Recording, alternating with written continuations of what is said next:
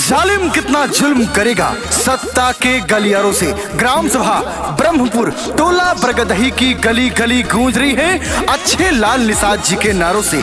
तो भाइयों बहनों याद रखें, इस बार किसी के झांसे किसी के बहकावे में नहीं आना है। ग्राम सभा ब्रह्मपुर टोला बरगदही के मान सम्मान स्वाभिमान अच्छे लाल निषाद जी को इस बार अपना प्रधान बनाना है और अपने क्षेत्र में विकास ही विकास लाना है। सुना सुना ये चाची अब की के चुनौआ दोसर के हुना लाड़े लाड़े घर के बेटौआ। सुना सुना ये चाची अब की के चुनौआ दोसर के हुना लाड़े लाड़े घर के बेटौआ। ग्राम सभा ब्रह्मपुर ने ये ठाना है अच्छे लाल निषाद को जिताना है। टोला बरगदही की जनता ने ठाना है अच्छे लाल निषाद को जिताना है।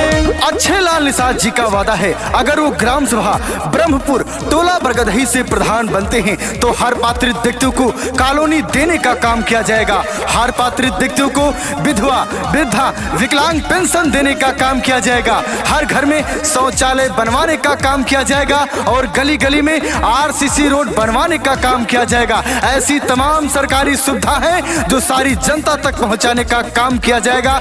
तो भाइयों बहनों याद रखें, इस बार किसी के झांसे किसी के बहकावे में नहीं आना है। अच्छे लाल निषाद जी को अपना प्रधान बनाना है। पिछले प्रधान ने किया नहीं काम जी जनता को ठगते रहे प्रधान जी। टोला बरगदही की जनता ने ठाना अच्छे लाल निषाद को जिताना। गली गली में रोड बनेगा बनेगी पक्की नाली अच्छे लाल जी जीतेंगे तो आएगी खुशहाली। हाँ दादा दादी चाचा चाची ने ठाना है अच्छे लाल निषाद को जिताना है। टोला बरगदही की जनता ने ठाना है अच्छे लाल निषाद को जिताना है। दादा ने ठाना है, दादी ने ठाना है, माताओं ने ठाना है, बहनों ने ठाना है। इस बार भूल नहीं जाना है, किसी के झांसे किसी के बहकावे में नहीं आना है। अच्छे लाल निषाद जी को इस बार ग्राम सभा ब्रह्मपुर टोला बरगदही से अपना प्रधान बनाना है और अपने क्षेत्र में विकास ही विकास लाना है और विकास की गंगा बहाना है। अब तक जनता ने खाया है धोखा अच्छे लाल जी को दे दो मौका।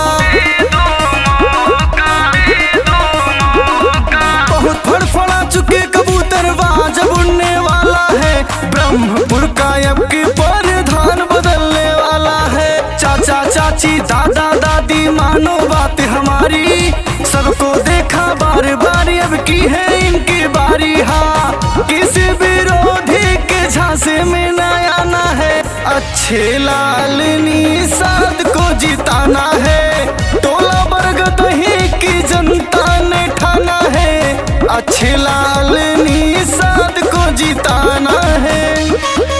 लहरों से डरकर नौका पार नहीं होती और कोशिश करने वालों की कभी हार नहीं होती।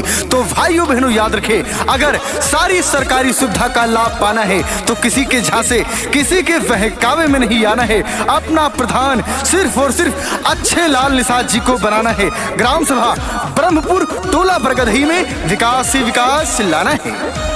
आप करेंगे समर्थन हमारा हम लेके आएंगे परिवर्तन सारा। जीतेंगे जब अच्छे लाल जी हमारे चमकेगा ब्रह्मपुर ये हमारा। भैया बहनी भूल न जाना काकी सबको है मतदान देना बाट चुनौआ बाकी। हाँ अंकित तिवारी का ये सबसे बताना है अच्छे लाल निषाद को जिताना।